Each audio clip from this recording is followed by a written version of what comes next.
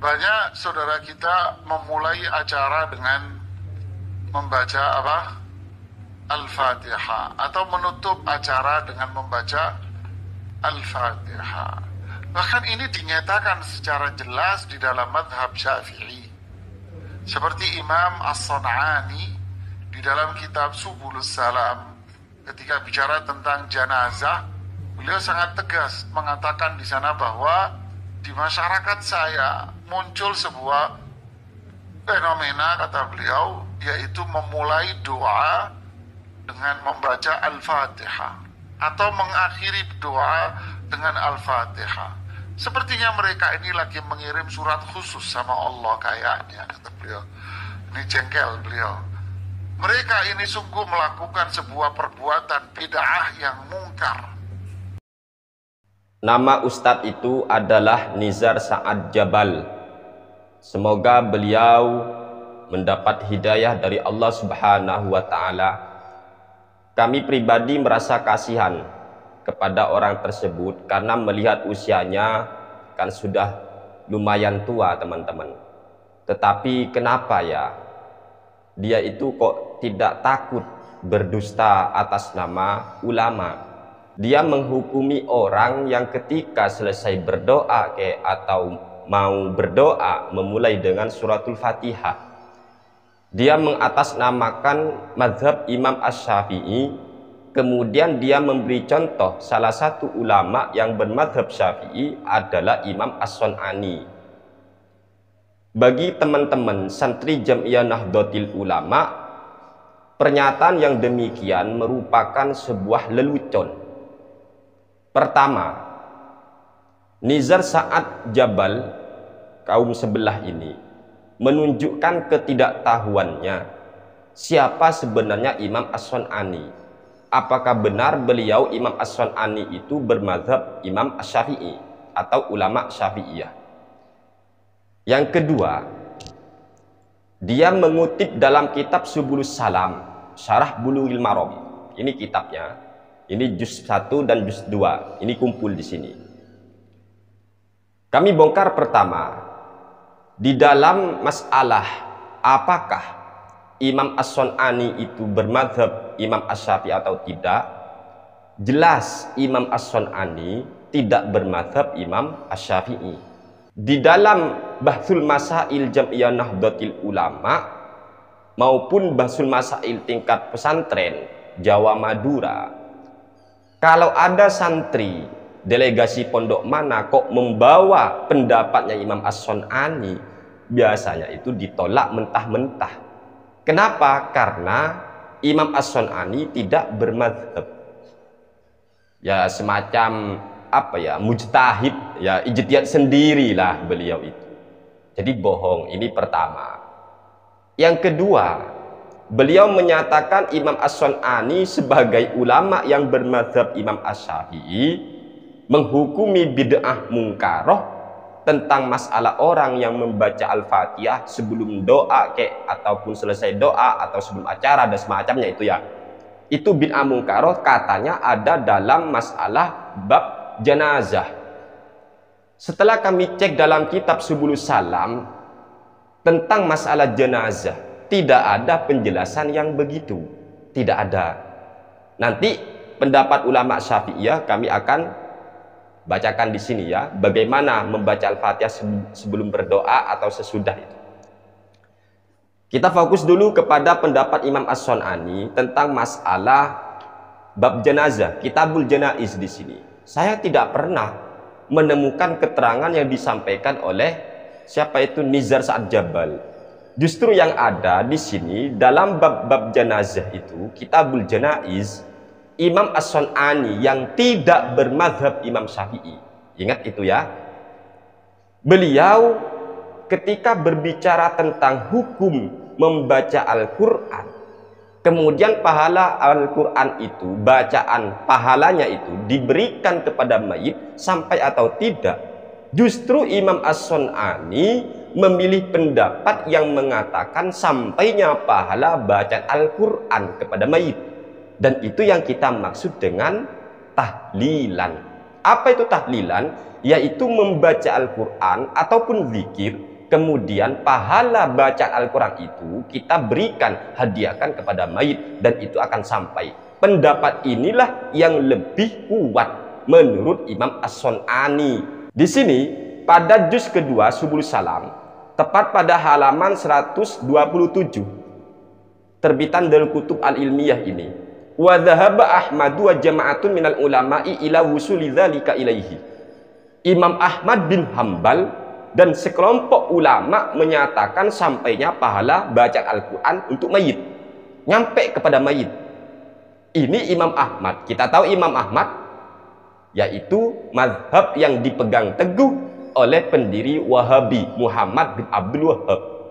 Muhammad bin Abdul Wahhab sendiri mengaku dalam kitabnya Ar-Rasailus Syakhsiyah, wa amma madhabuna fa madhabul imami Ahmad bin Hambal, imami ahli sunnah. Ternyata pendapat Imam Ahmad dan sekelompok ulama yang lain menyatakan pahala bacaan Al-Quran akan sampai kepada mayit, dan itu yang kita sebut tahlilan.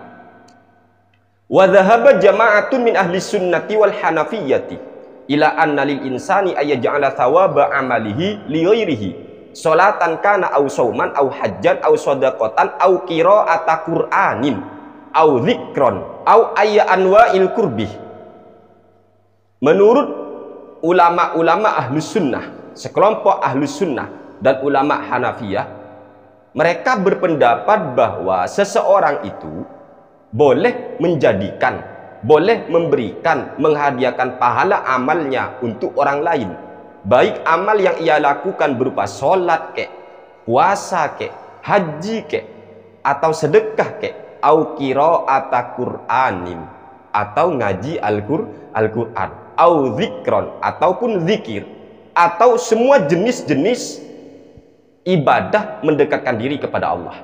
Wa hadza huwal qaulul arjahu, apani dalilan.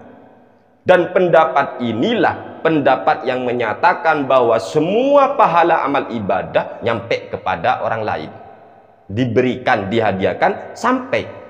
Ini pendapat yang ditarjih, yang dikuatkan oleh Imam As-Sun'ani. Di sini Pak ya, Nizar Sa'ad Jabal. Sekarang mari kita buka dalam kitab Fatwa Ramli fi Furu'il Fiqh Syafi'i.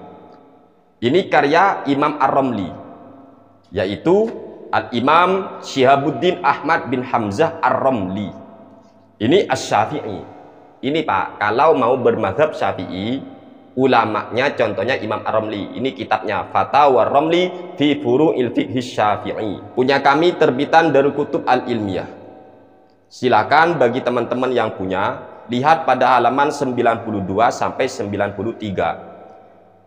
Imam Ar-Ramli yang bermazhab Imam Asy-Syafi'i, su'ilah, beliau pernah ditanya, an qiraatil Fatihati akibat du'a ba'da sholawati, hal laha aslun fis sunnati am hiya muhdatsatun lam tuhad fis sadril awwali, wa idza qultum muhdatsatun fahal hiya hasanatun aw qabihatun, wa ala taqdiril karahati hal yusabu qailuha amla.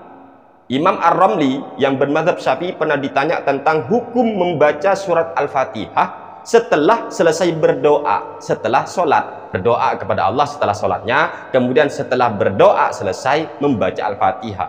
Halaha aslun fis sunnati, apakah perbuatan semacam ini memiliki dasar dari sunnah? Am hiya muhdatsatun, atau ini perkara baru, lam tuhad fis sadril awal, yang memang tidak pernah terjadi di generasi awal umat Islam. Wa idza qultum muhdatsatun, dan apabila menurut panjenengan itu hal semacam ini merupakan perkara baru, fahal hiya hasanatun au qabihatun, apakah perbuatan itu baik atau buruk? Berarti Imam Ar-Ramli dalam mazhab di sini masih mengakui hal baru tidak selamanya buruk. Makanya apakah ketika Anda berpendapat itu hal baru, apakah masuk kepada yang baik atau yang jelek? Berarti ada pembagian muhdatsah hasanah, ada muhdatsah qabihah, gitu teman-teman. Wala takdiril karahati, mungkin kalau seumpama dibawa ke hukum makruh, hal yusabu qailuha amla, apakah diberi pahala pembacanya atau tidak? Fa'ajab. Kemudian Imam Ar-Ramli menjawab, bi anna li qiraatil Fatihati akibat du'a ba'da sholawati aslan fis sunnati, bahwa sesungguhnya membaca surat Al-Fatihah setelah kita selesai berdoa setelah sholat itu ada dasarnya dalam sunnah. Wal makna fihi zahirun likathrati fadailiha, maksudnya ada dasarnya itu jelas karena banyaknya keutamaan atau fadilah surat Al-Fatihah, banyak keutamaannya. Wa qad qala sallallahu alaihi wasallam, dan Nabi kita Muhammad sallallahu alaihi wasallam telah bersabda, Fatihatul kitabi mu'allaqatun fil arsy laisa bainaha wa bainallahi hijabun. Suratul Fatihah itu digantung di arsy, yang mana tidak ada antara suratul Fatihah dengan Allah hijab. Wa fiha minas sifati ma laisa fi ghairiha, dan dalam surat Al-Fatihah itu terdapat beberapa sifat yang tidak ada di dalam surat yang lainnya. Hatta qalu, sehingga para ulama berpendapat, inna jami'al qur'ani fiha, bahwa semua kumpulan kandungan Al-Quran itu sudah terdapat di dalam suratul Fatihah. Wa hiya khamsun wa isruna kalimah, suratul Fatihah itu ada 25 kalimat. Tadammanat ulumal Qur'ani, mengandung semua ilmu yang ada dalam Al-Quran. Listimaliha, karena kenapa dalam suratul Fatihah itu terdapat ala sana'i alallahi azza wa jalla, yaitu memuji Allah. Alhamdulillahi rabbil alamin, itu kan memuji Allah, sana Allah. Bi awsafi kamalihi wa jamalihi, memuji Allah dengan sifat-sifatnya yang sempurnalah, yang indahlah. Wa alal amri bil ibadati wal ikhlasi fiha wal i'tirafi bil ajazi anil qiyami bi syai'in minha illa bi i'anatihi ta'ala. Dan di dalam suratul Fatihah itu ada perintah beribadah, ikhlas ketika beribadah, ikhlas karena Allah, wal i'tiraf bil ajazi, mengaku diri kita ini lemah, anil qiyami bi syai'in minha, kita lemah, tidak mungkin bisa ibadah, tidak mungkin beraktivitas illa bi i'anatihi ta'ala, kecuali dengan perantara pertolongan Allah subhanahu wa ta'ala. Itu dalam suratul Fatihah. Iyyaka na'budu wa iyyaka nasta'in wa 'alal ibtihali ilaihi fil hidayati ila siratil mustaqim. Dan juga di dalam suratul Fatihah itu ada anjuran agar kita ini memohon kepada Allah, meminta hidayah ila siratil mustaqim. Kan ada itu, ihdinas siratal mustaqim wa 'ala bayani aqibatil jahidin, dan penjelasan bagaimana akibatnya orang-orang yang menentang. Wa min syarafiha, dan diantara kemuliaan suratul Fatihah, annallaha ta'ala qasamaha bainahu wa baina abdihi, Allah membagi antara hamba dengan dirinya. Itu di suratul Fatihah, ketika hamba membaca begini Allah berkata begini, ketika hamba membaca ini maka Allah begini, gitu teman-teman. Itu ada di hadis-hadis. Wala tasihul qiraatu fi sholati illa biha, di antara kemuliaan suratul Fatihah, salat tidak sah kecuali dengan membaca suratul Fatihah. Wala yalhaqu amalun bi thawabiha, dan tidak ada yang menyamai amal apapun dengan pahalanya suratul Fatihah. Wa bihadzal makna syarat ummal Qur'anil azimi, oleh sebab itulah suratul Fatihah disebut sebagai ummul Qur'an al-azim. Wa aidon, di antara keistimewaannya kemuliaan suratul Fatihah, falikathrati asma'iha, banyak itu suratul Fatihah nama-namanya.